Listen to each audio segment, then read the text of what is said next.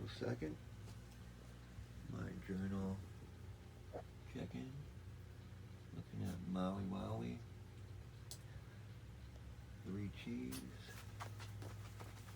They're probably 90 days old or something now. Those are goblets and chalices. My poor clone, I think this is lack of oxygen to the roots due to like compaction of soil. It's top soil or garden, like bagged garden soil. Same shit as this is. I topped her. She's got compost and shit halfway down, but look how thick it is. Like it looks identical to worm castings. What it looks like, and I think it's suffocating her.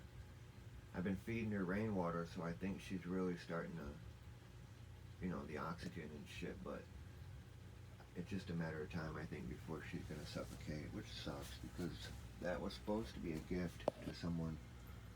Hopefully she turns out. That's Maui Wowie, but yeah, stupid mistake on my half, but oh well, life goes on. Check it out. Look at, I got these little fucking things. I tried to find who gave me the advice to do that. I think his name was Taylor. I can't remember his name, but I wanted to give him a shout out because these are freaking awesome. I bought a whole bunch. Got all different sizes. I even got a whole bunch of more. They work great.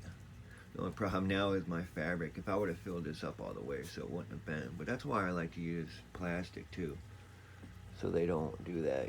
Like if I accidentally grab this. But still, these are badass, dude. Super tight. They work great. I like plastic because of a few different reasons. The soil will dry wherever this fabric touches. I'd say about an inch in. It just constantly is wicking moisture. Diffusion will just constantly suck the soil dry. So these dry out real quick, not to mention the whole flat surface, but what else was I thinking about that? Oh, the roots too.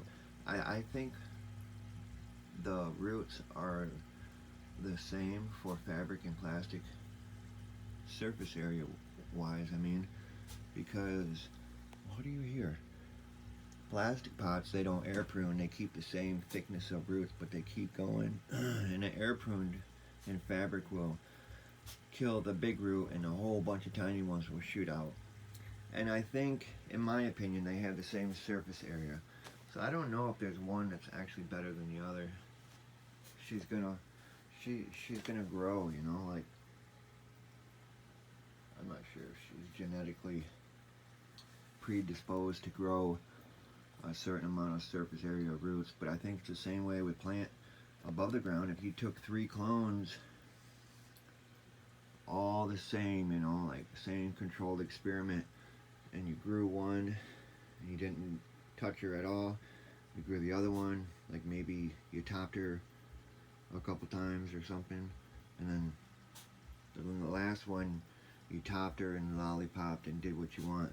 I think, my opinion, they all produce the same amount of weight, but the big difference is quality. Like the first one, you're gonna have 1 cola and a bunch of larvae shit. The second, you're gonna have like a few colas and a few larvae shit. And then this one is just gonna have nothing but dense bud, no larvae, nothing. And you weigh them, I imagine they're close. I could be wrong, but that's my opinion. But anyways, yeah, these are pretty freaking nice. I also found my hose clamp pieces. That shit's pretty nice. You just buy a big old spool of it. I got a couple in there. You just unwrap whatever you need, stick them in there, and then you just unscrew them, and it pushes them out, widens them up. I have a hanger in there as well, though, because this isn't as strong as I thought it would be. It is pretty strong, but it's not working as good as I wanted. Yo, bud, don't move, man. See, they just get pushed in and shit. Real easy. But they do work, though. It's doing pretty good. Yeah. And Also, I noticed something else. The plant is amazing me. I was complaining about how she was bending up and turning these sideways. You see how they're all kind of twisted out like that? But dude, like if it was the way I wanted, they were side by side, they would grow, these would grow right into each other and choke them out. So she staggers them so they zigzag pattern, and when they grow out, this one's going to grow this way, that one's going to grow this way, so they never interfere with light. They get maximum light. I'm like, dude, that's like critical thinking, logical thinking. How? Cannabis has a brain, you know, like, I don't know. It's all a biological process instead of like a brain with like conscious thought. So I thought that's pretty cool, and I'm following suit too. I'm gonna continue to do that with her. But yeah, I thought that was kind of cool. Yeah, I got these in here, the hanger too, just to, I don't want them to grow into each other, you know, and they will if you don't have something to push them back. And I also had to level these two with the canopy. I had to put some extra legs down here. I put 1, 2, 3. These are just cheap Amazon computer desks. And they're graded, they're slotted, you know. And then I have a Lazy Susan with this sitting on it. Yeah, and I got holes drilled in the Lazy Susan. So, just equal the canopy for light, you know. And I also raised my light. It's now 20 inches. It was like only like 16 or some shit, and you can tell starting to get those little tips from, you know, too intense of light, see? But, so I raised her. She's now at 20 inches. That's still kind of low. Here's all those legs too for the Amazon little computer desk. They're really cool to have. I like how they're graded for the water to drain, you know, completely out. And then I have in the bottom of here broken up terracotta and marbles. I love terracotta for draining material. It holds on to moisture. It's really cool. Very cool. That's about it, man. Looking damn good though. I'm happy. I've been using rainwater the past few waterings. Also I'm gonna start putting some BTI. You see these yellow stickies. I've been seeing fungus gnats here and there. Like yesterday I killed like 4 of them, so I put these up. When you buy them, don't buy those little fucking yellow hearts or yellow flowers or fucking, I don't know, purple fucking horseshoes and green clovers and yellow moons. For like $10 you get like 100, but they're so tiny.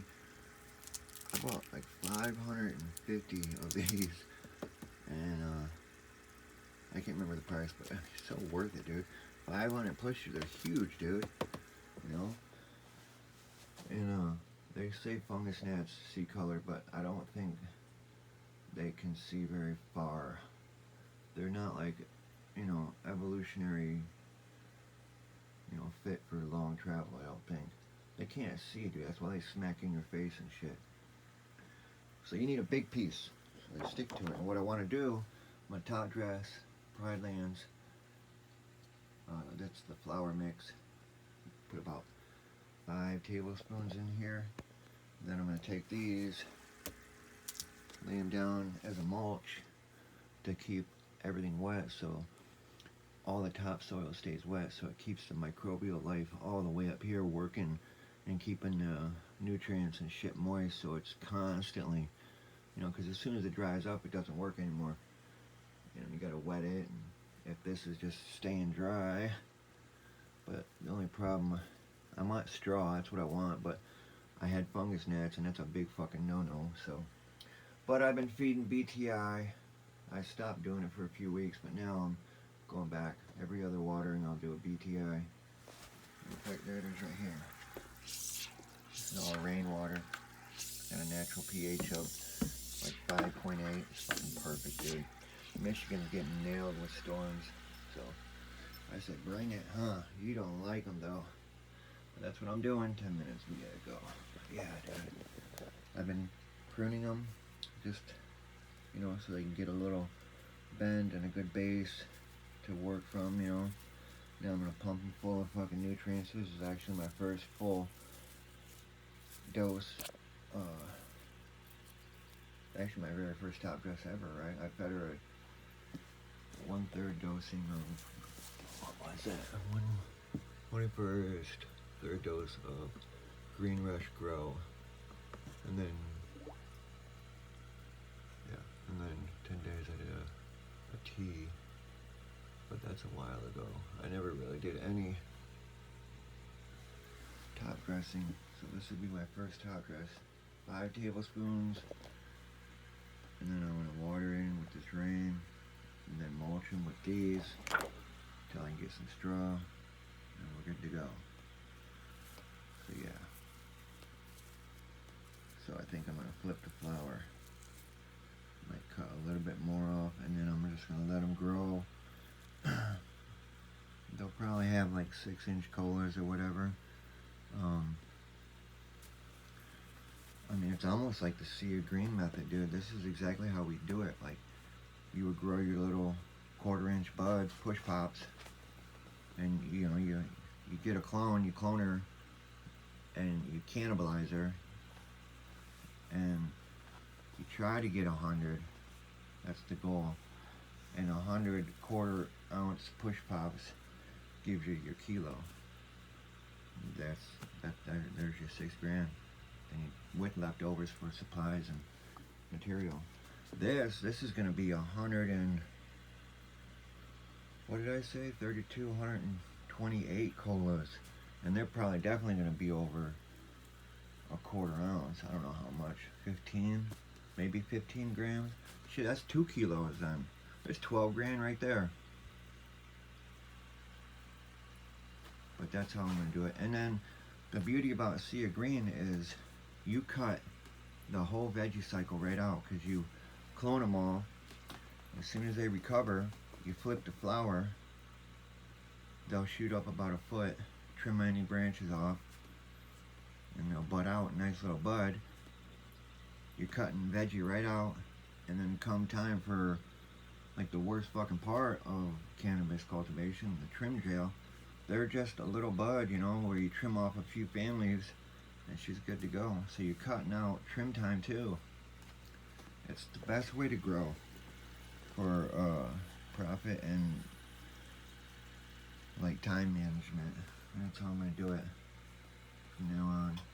Just the Sea of Green method. And then you don't have wasted space. Like, you grow your plant, you got your apical growth up here, and then your secondaries or whatever. Like, that's your good weed, your high grade, and these are your lows and mids. You know, and you got all this wasted space. It's just nothing but money falling out your pocket. Yeah. Lots of reasons. Sea of Green method is the best way to grow by far. Huh. Yeah, you don't like that rain, do you?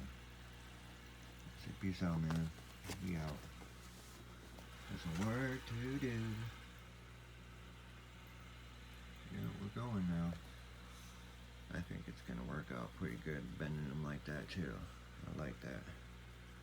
These will go straight up and these will come out.